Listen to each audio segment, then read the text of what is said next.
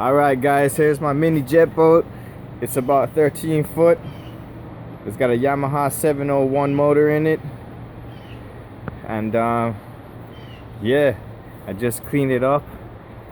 About to take it out and shred.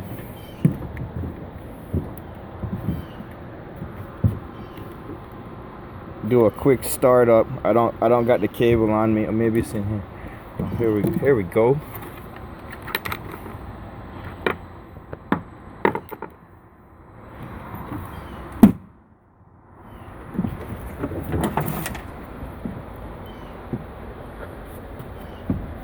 Yamaha 701 with the dual carburetors.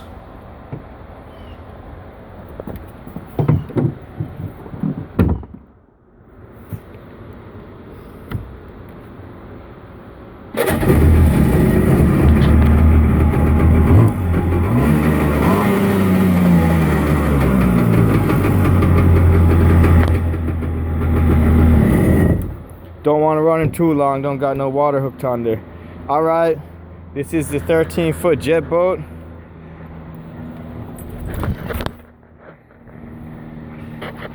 I'm going to take him out and shred him tomorrow.